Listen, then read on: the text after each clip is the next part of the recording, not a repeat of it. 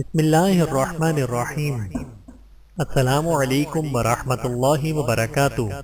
کعب بن مالک رضی اللہ تعالی عنہ کا امتحان۔ حضرت کعب بن مالک رضی اللہ تعالی عنہ کا واقعہ بے انتہا دلچسپ اور رقت آمیز ہے۔ یہ انہوں نے اس وقت خود ہی بیان فرمایا جب بوڑھے اور بینائی سے محروم ہو چکے تھے۔ فرماتے ہیں میرا واقعہ یہ ہے جس زمانے میں شرکت تبوک سے پیچھے رہ گیا تھا، اس وقت میں انتہائی خوشحالی میں تھا۔ اس سے پہلے 2 سواریاں میرے پاس کبھی جمع نہیں ہوئی تھیں، اور اس جنگ میں تو میں 2 سواریاں بھی میں نے خرید رکھی تھیں۔ رسول اللہ صلی اللہ علیہ وآلہ وسلم نے جب کسی جنگ کا ارادہ فرماتے تو عام طور پر اس خبر کو پھیلنے نہ دیتے۔ جب یہ جنگ ہوئی تو بڑی سخت گرمی کا زمانہ تھا، دور دراز اور جنگلوں کا سفر درپیش تھا، اور کثیر تعداد دشمن سے سامنا تھا۔ نبی کریم صلی اللہ علیہ وآلہ وسلم نے اپنے امور میں مسلمانوں کو آزاد رکھا تھا کہ جس طرح چاہیں دشمن کے مقابلے کی تیاری کر لیں، اور اپنا ارادہ مسلمانوں پر ظاہر فرما دیا تھا، اور مسلمان آن حضرت صلی اللہ علیہ وآلہ وسلم کے ساتھ اس کثیر تعداد میں تھے کہ ان کا اندراج رجسٹرڈ پر نہ ہو سکتا تھا۔ کعب رضی اللہ تعالی عنہ کہتے ہیں کہ بہت کم ایسے لوگ ہوں گے جن کی غیر حاضری کا حضرت کو علم ہو سکتا تھا، بلکہ گمان تھا کہ کثرت لشکر کی وجہ سے غائب رہنے والے کیا حضرت کو علم بھی نہ ہو سکے گا جب تک اللہ تعالیٰ کی طرف سے بذریعہ وحی علم نہ ہو جائے۔ یہ لڑائی جس وقت ہوئی وہ زمانہ پھلوں کے پکنے کا تھا، سایہ گستری، بار آواری اور خنکی کا موسم تھا۔ ایسے زمانے میں میری طبیعت آرام طلبی اور راحت گیری کی طرف بہت مائل ہو گئی، اور رسول اللہ صلی اللہ علیہ وآلہ وسلم نے اور مسلمانوں نے تیاریاں شروع کر دیں۔ میں صبح اٹھ کر جہاد کی تیاری کے لیے نکلتا، لیکن خالی واپس ہوتا، تیاری اور اسباب سفر کی خریداری وغیرہ کچھ نہ کرتا۔ دل بہلا لیتا کہ جب میں چاہوں گا دم بھر میں تیاری کر لوں گا۔ دن گزرتے چلے گئے، لوگوں نے تیاریاں مکمل کر لی، حتیٰ کہ حضور نبی کریم صلی اللہ علیہ وآلہ وسلم اور ان کے ساتھ مسلمان جہاد کے لیے روانہ ہو گئے۔ میں نے دل میں کہا کہ 1-2 دن بعد میں بھی مل جاؤں گا۔ اس عرصے میں مسلمانوں کا لشکر بہت دور جا چکا۔ میں تیاری کے لیے باہر نکلا، لیکن پھر بغیر تیاری کے واپس آ گیا، حتیٰ کہ ہر روز یہی ہوتا رہا۔ دن نکل گئے، لشکر تبوک پہنچ گیا۔ کاش اب بھی کوچ کر جاتا، لیکن آخرکار یہ بھی نہ ہو سکا۔ اب حضرت کے تشریف لے جانے کے بعد جب بھی کبھی بازار میں نکلتا تو مجھے یہ دیکھ کر بڑا دکھ ہوتا کہ جو مسلمان نظر آتا ہے اس پر یا تو نفاق کی پھٹکار نظر آتی ہے، یا ایسے مسلمان دکھائی دیتے ہیں جو واقعی خدا کی طرف معذور لنگڑے تھے۔ جب حضرت تبوک پہنچ چکے تو مجھے یاد فرمایا اور پوچھا کعب بن مالک رضی اللہ تعالی عنہ کیا کر رہے ہیں؟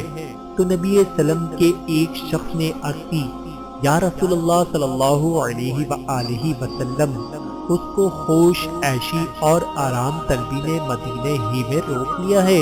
تو معاذ بن جبل رضی اللہ تعالی عنہ نے کہا، تم نے غلط خیال قائم کیا ہے یا رسول اللہ، اس میں تو بھلائی اور نیکی کے سوا کچھ نہیں۔ رسول اللہ صلی اللہ علیہ وآلہ وسلم یہ سن کر خاموش رہے، اور جب رسول اللہ صلی اللہ علیہ وآلہ وسلم تبوک سے واپس تشریف لانے لگے تو میں سخت پریشان تھا کہ اب کیا کروں۔ میں غلط ہیلے سوچنے لگا تھا کہ آپ صلی اللہ علیہ وآلہ وسلم کے عتاب سے محفوظ رہ سکوں۔ چنانچہ ہر ایک سے رائے لینے لگا، اور جب معلوم ہوا کہ حضرت محمد مصطفیٰ صلی اللہ علیہ وآلہ وسلم تشریف لا چکے ہیں تو اب غلط سوچ و بچار سے دستبردار ہو گیا۔ اب میں نے اچھی طرح معلوم کر لیا کہ میں کسی طرح بھی نہیں بچ سکتا، چنانچہ میں نے سچ سچ کہنے کا ارادہ کر لیا۔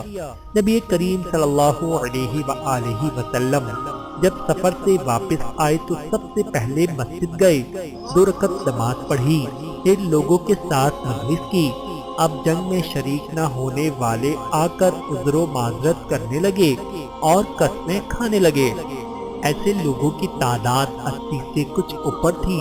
نبی کریم صلی اللہ علیہ وآلہ وسلم بحکم ظاہر ان کی بات قبول کیے جا رہے تھے اور ان کی کوتاہیوں کے لیے طلب مغفرت کر رہے تھے۔ میری باری آئی، میں نے آ کر سلام عرض کیا۔ آپ صلی اللہ علیہ وآلہ وسلم نے فرمایا، یہاں آؤ، کیا تم نے تیاری جہاد کے لیے خریداری نہیں کی تھی؟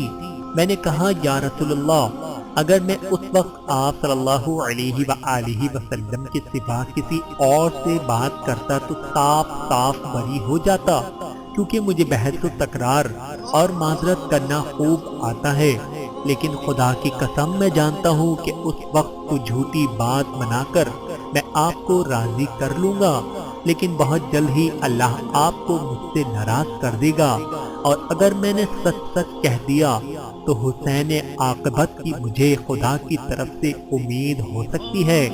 یا رسول اللہ صلی اللہ علیہ وآلہ وسلم، خدا کی قسم میں کوئی معقول عذر نہیں رکھتا تھا، میرے پاس عدم شرکت جنگ کا در حقیقت کوئی حیلہ نہیں۔ تو آپ نے فرمایا، ہاں یہ تو سچ کہتا ہے، اچھا تم اب چلے جاؤ اور انتظار کر کے اللہ تعالیٰ تمہارے بارے میں کیا حکم فرماتا ہے۔ چنانچہ میں چلا گیا، بنی سلمہ کے لوگ بھی میرے ساتھ اٹھے اور ساتھ ہو لیے اور کہنے لگے، خدا کی قسم ہم نے تمہیں پہلے کوئی خطا کرتے نہیں دیکھا ہے۔ دوسرے لوگوں نے جسے عذرات پیش کر دیے، تم نے حضور اکرم صلی اللہ علیہ وآلہ وسلم کے سامنے کچھ بھی عذر نہیں کیا، ورنہ نبی کریم صلی اللہ علیہ وآلہ وسلم نے دوسروں کے لیے جیسے استغفار کیا تھا، تمہارے لیے بھی حضرت کا یہی استغفار کافی ہوتا۔ غرض کے لوگوں نے اس بات پر اس قدر زور دیا کہ میں نے ایک بار ارادہ کر ہی لیا کہ پھر واپس جاؤں اور کوئی عذر تراش دوں، لیکن میں نے لوگوں سے دریافت کیا کہ میری طرح کیا کسی اور کی بھی صورتحال ہے؟ کہا، ہاں تمہاری طرح کے اور 2 آدمی ہیں جنہوں نے سچ سچ کہہ دیا ہے۔ میں نے پوچھا، وہ کون ہیں؟ کہا گیا، مرارہ بن ربیع عامری اور حلال بن امیہ واقفی۔ کہا گیا کہ یہ دونوں مرد صالح ہیں، بدر میں شریک تھے۔ اب میرے سامنے ان کا نقش قدم تھا، اس لیے میں دوبارہ حضرت کے پاس نہ گیا۔ اب معلوم ہوا کہ حضرت نے ہم تینوں سے سلام کلام کرنے سے لوگوں کو ممانعت کر دی ہے اور لوگوں نے ہمارا بائیکاٹ کر دیا ہے اور ہم سے ایسے بدل گئے ہیں کہ زمین پر رہنا ہمیں بوجھ معلوم ہونے لگا۔ ہم پر اس طرح کے تعلق کے 50 دن گزر گئے۔ ان دونوں نے منہ چھپا کر خانہ نشینی ہی اختیار کر لی۔